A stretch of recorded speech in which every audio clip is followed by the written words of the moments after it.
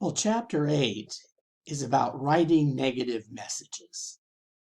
And the example I'm going to give is something that many of you are already familiar with, and that's performance appraisals. Most businesses will give you an annual performance appraisal. I've had to write them, and I've had to get them and reply to them. I have a lot of experience about this in both the direct and indirect way of approaching a job appraisal.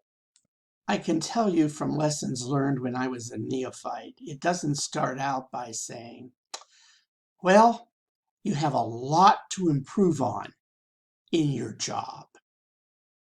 Doesn't work. I kind of favor the approach I'm going to describe because what you do in this kind of a situation is you write it and then you share it. And this is more of the sharing piece than the writing piece, although this would be in the writing. I always start out with the positive. And whatever those positives are. For example, you always turn work in on time. And that was also be a little buffer before the bad news or the feedback you may fear the listener is going to be disturbed about when you say, while you do turn things in on time, you're going to have to think about how they're written. Kind of sounds like maybe BCOM 301.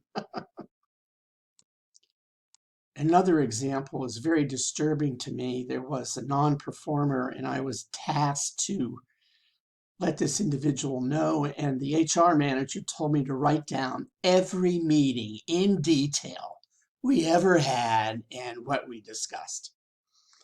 And that in turn would be turned into the written performance appraisal. It is the worst experience of my life when I was a manager. Another brief example, which is found on page 202, about refusing requests and for recommendations. I don't like the word refusing. It is so negative. I would prefer to word it as politely declining requests for recommendations. And in this case was a student who graduated, went back to his foreign country, and 10 years later, 9 years later, out of the blue, I get an email saying, hey, my name, not hey, but sir, my name is X. I was your student in BCOM 301 X number of years ago. I'd like you to write a recommendation for me to go to graduate school. Well, my immediate inclination was, this was too long ago. I don't remember you, which would have been rude. So I actually somehow found him on Facebook and realized, I remember him. And now he's a training manager in X country. I got to write that recommendation for him.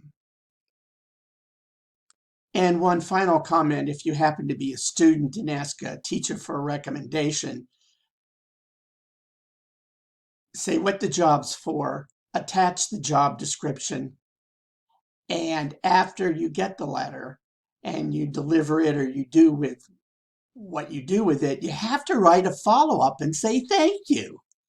Just like you do in a job interview, follow up and say thank you.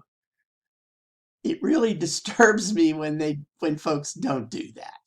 And it makes me happy when they do.